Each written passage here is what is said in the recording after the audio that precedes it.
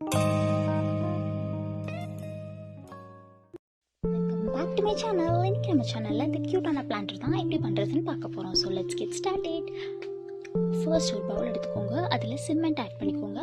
அப்புறம் அதுல வாட்டரும் ஆட் பண்ணிக்கோங்க. அதுக்கப்புறம் ரெண்டுத்தையும் நல்லா மிக்ஸ் பண்ணிக்கோங்க. மிக்ஸ் பண்ணி ஒரு பேஸ்ட் ஃபார்ம் வர வரைக்கும் நல்லாவே மிக்ஸ் பண்ணிக்கோங்க.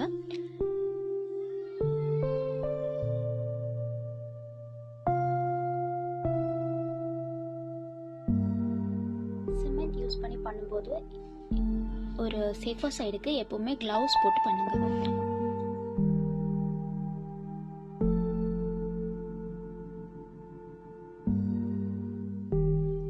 நம்ம மிக்ஸ் பண்ணது ஒரு பேஸ்ட் ஃபார்முக்கு வந்ததுக்கு அப்புறம் ஒரு கிளவுஸ் எடுத்து அதுல இந்த சிமெண்ட்டை ஊத்திடுங்க.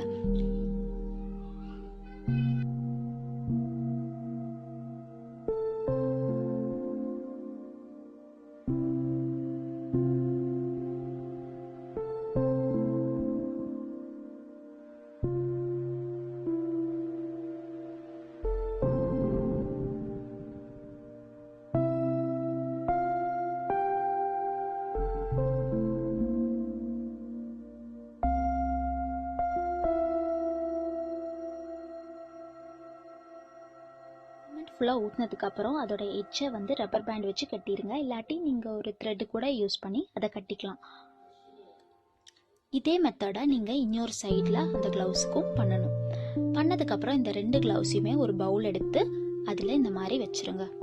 அப்போ தான் நம்மளுக்கு அந்த ஒரு கர்வ்டான ஷேப் கிடைக்கும். வச்சுட்டு இந்த சென்டரில் நல்லா ப்ரெஸ் பண்ணி கொடுங்க. ஸோ தட் அந்த ஃபிங்கருக்கெல்லாம் இந்த சிமெண்ட் வந்து நல்லா போகும். இந்த நடுவுலேயே நிறைய நிற்கும். ஸோ நீங்கள் நல்லா ப்ரெஸ் பண்ணி கொடுத்தீங்கன்னா அந்த ஃபிங்கர்ஸ்க்கு எல்லாமே இந்த சிமெண்ட் போயிடும்.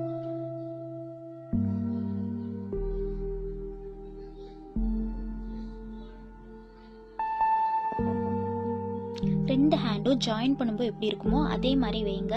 இல்லாட்டி வேற மாதிரி ஷேப் வந்துடும் உங்களுக்கு.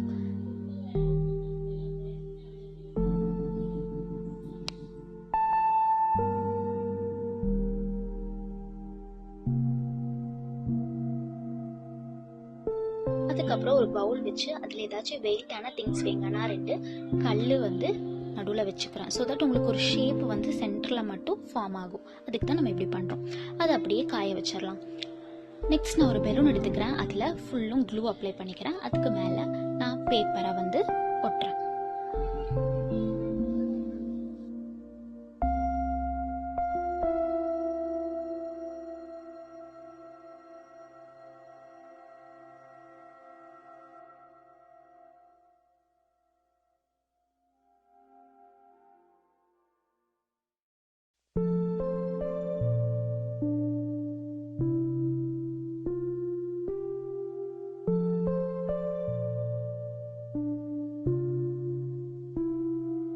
பேப்பரை கம்ப்ளீட்டாக ஸ்டிக் பண்ணதுக்கப்புறம் சென்டரில் ஒரு ரவுண்டு சர்க்கிளில் ஏதாச்சும் ஒரு வளையலோ ஏதாச்சும் இந்த மாதிரி பவுலோ வச்சு சென்டரில் மட்டும் வரைஞ்சிக்கோங்க. வரைஞ்சிட்டு இந்த பேப்பர் நல்லா காஞ்சதுக்கப்புறம் நீங்கள் வந்து சிமெண்ட்டை வந்து சுற்றி அப்ளை பண்ணுங்கள். அந்த சென்டராக வரைஞ்ச ரவுண்டை தவிர மற்ற எல்லா இடத்துலையுமே இந்த சிமெண்ட்டை அப்ளை பண்ணிடுங்க. அப்ளை பண்ணதுக்கப்புறம் ஒரு 1 day கம்ப்ளீட்டாக இதை வந்து காயறதுக்கு விட்டுருங்க.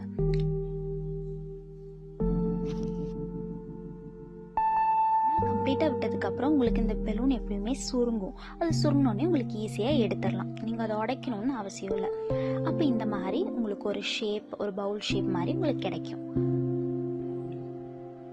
இந்த 2 நாள் நம்ம இந்த க்ளவுஸை கம்ப்ளீட்டாக காய விட்டுட்டோம். இப்போ இதை வந்து நம்ம ஓப்பன் பண்ணி பார்க்கலாம். ஸோ நீங்கள் டச் பண்ணி பார்த்தாலே அது காஞ்சிருச்சான்னு உங்களுக்கு தெரியும். ஸோ நல்லா காஞ்சதுக்கப்புறம் இந்த க்ளவுஸ் எல்லாத்தையும் கட் பண்ணி எடுத்துருங்க. ரொம்ப மெதுவாக க்ளவுஸ் ரிமூவ் பண்ணுங்கள். ஏன்னா ஃபிங்கர் வந்து பிய்யறதுக்கு வந்து சான்ஸ் அதிகம். ஒருவேளை உங்களுக்கு பிஞ்சிருச்சுனாலும் நீங்கள் கவலைப்படாதீங்க. அதை வந்து சிமெண்ட்டை சென்டரில் அப்ளை பண்ணிவிட்டு நம்ம அதை அட்டாச் பண்ணிக்கலாம். அதே ஷேப்பில் தானே இருக்கும். ஸோ உங்களுக்கு அட்டாச் பண்ணிக்கலாம். எனக்கும் அந்த மாதிரி பிஞ்சிருக்கு. ஸோ நான் வந்து அந்த மாதிரி சிமெண்ட்டை நடுவில் அப்ளை பண்ணிவிட்டு நான் அதை ஸ்டிக் பண்ணிக்கிட்டேன்.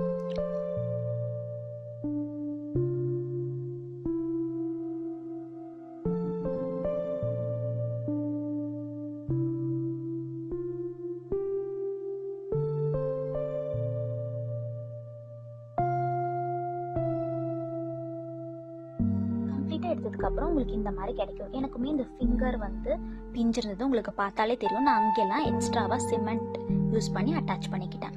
நெக்ஸ்ட் நான் என்ன பண்ண போகிறேன்னா பிளாஸ்டர் ஆஃப் பாரிஸையும் வாட்டரையும் நல்லா மிக்ஸ் பண்ணிவிட்டு அதை இந்த ரெண்டுத்துக்கும் சென்டரில் அப்ளை பண்ண போகிறேன். அப்போ உங்களுக்கு ஒரு கையை நம்ம ஏதோ பிடிச்சிருக்கிற மாதிரி ஒரு எஃபெக்ட் கிடைக்கிறதுக்கு நான் இந்த மாதிரி நடுவில் பிளாஸ்டர் ஆஃப் பாரிஸ் அப்ளை பண்ணிக்கிட்டேன்.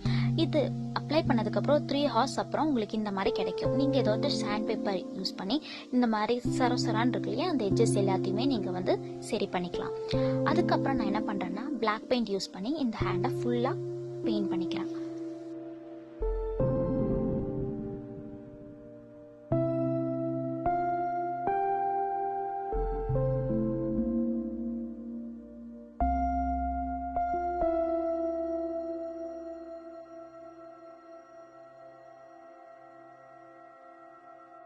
கம்ப்ளீட்டாக பெயிண்ட் பண்ணதுக்கப்புறம் நான் மெட்டாலிக் பெயிண்ட் எடுத்துக்கிறேன்.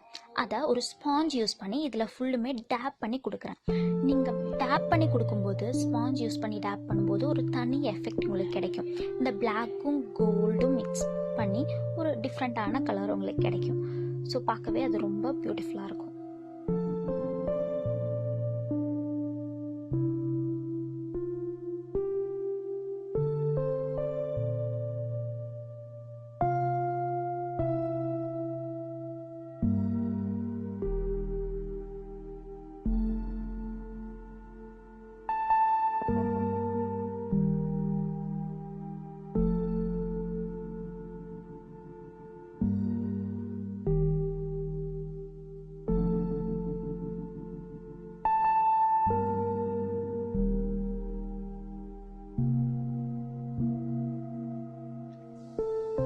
நெக்ஸ்ட்னா நம்ம பண்ணி வச்சுருந்தோம் இல்லையா, அது ஒரு பாட் மாதிரி, அதையுமே நான் இதே மாதிரி பிளாக்கும் மெட்டாலிக் பெயிண்ட் யூஸ் பண்ணி ஃபுல்லுமே பெயிண்ட் பண்ணி எடுத்துறேன்.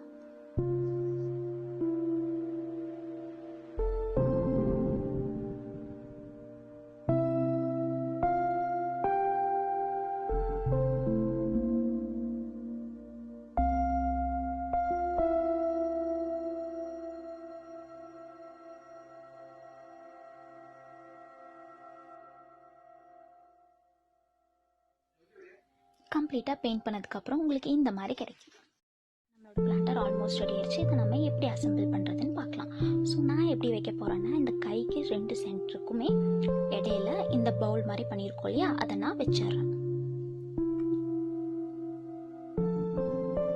இதை ஷோபீஸாக வைக்கலாம், இல்லாட்டி ஒரு பிளான்டராக கூட வச்சுக்கலாம். உங்களுக்கு பிளான்டராக வைக்கணும்னா நடுவில் சாண்ட் ஆட் பண்ணிவிட்டு அதில் உங்கள் பிளான்ட்டை வைங்க. நான் இதை வந்து பிளான்டராக தான் வச்சுருக்கேன். ஸோ நான் அதில் சாண்ட் ஆட் பண்ணிவிட்டு மணி பிளான்ட்டை வச்சுருக்கேன். எப்பவுமே ஸ்ப்ரே பண்ணுற மாதிரி பிளான்ட்டை வைங்க. ஸோ தட் அதுதான் இதில் கம்ஃபர்டபுளாக இருக்கும். ஸோ அவ்வளோதான் இந்த வீடியோ. உங்களுக்கு இந்த வீடியோ பிடிச்சிருந்தா லைக் பண்ணுங்கள், ஷேர் பண்ணுங்கள், சப்ஸ்கிரைப் பண்ணுங்கள். அப்புறம் உங்களோட சஜஷன்ஸை கமெண்ட் பாக்ஸில் சொல்லுங்கள். தேங்க்யூ ஃபார் வாட்சிங். பாய்.